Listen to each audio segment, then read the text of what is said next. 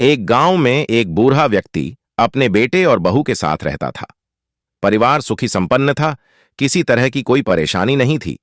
बूढ़ा पिता, जो किसी समय अच्छा खासा नौजवान था, आज बुढ़ापे से हार गया था। चलते समय लड्डह खद्दहाता था, लाठी की जरूरत पद्दाने लगी। चेहरा झुर्रियों से भर चुका था, बस अपना जीवन किसी तरह व्यतीत कर रहा था। घर में एक चीज अच्छी थी कि शाम को खाना खाते समय पूरा परिवार एक साथ टेबल पर बैठकर खाना खाता था। एक दिन ऐसे ही शाम को जब सारे लोग खाना खाने बैठे, बेटा ऑफिस से आया था। भूख ज्यादा थी सो जल्दी से खाना खाने बैठ गया और साथ में बहू और एक बेटा भी खाने लगे। बूढ़े हाथ जैसे ही थाली उठाने को हुए, थाली हाथ से छिटक गई, थोड़ी दाल टेबल पे गिर गई। बहू बेटे ने घृणा दृष्टि से पिता की ओर देखा और फिर से अपना खाने में लग गए। बूढ़े पिता ने जैसे ही अपने हिलते हाथों से खाना खाना शुरू किया तो खाना कभी कपडहों पे गिरता, कभी जमीन पर। बहू चिढ़ते हुए कहा, हे राम, कितनी गंदी तरह से खाते हैं, मन करता है इनकी थाली किसी अलग कोने में लगवा देते हैं। बेटे ने भी ऐसे सिर हिलाया जैसे पत्नी की बात से सहमत हो। बेटा यह सब मासूमियत से देख रहा था। अगले दिन पिता की थाली उस टेबल से हटाकर एक कोने में लगवा दी गई। पिता की डबडबाती आंखें सब कुछ देखते हुए भी कुछ बोल नहीं पा रही थीं। बूढ़ा पिता रोज की तरह खाना खाने लगा।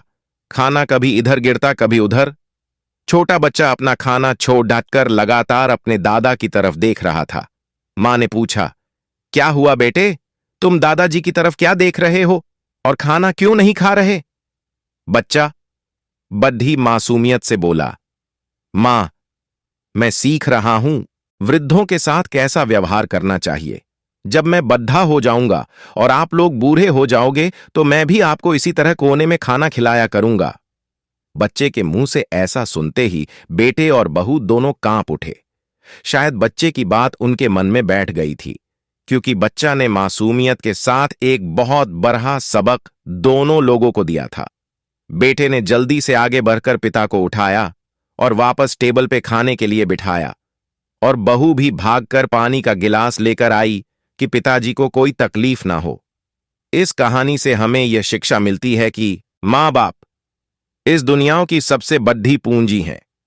आप समाज में कितनी भी इज्जत कमा लें या कितना भी धन इकट्ठा कर लें, लेकिन मां बाप से बड़ा धन इस दुनिया में कोई नहीं है।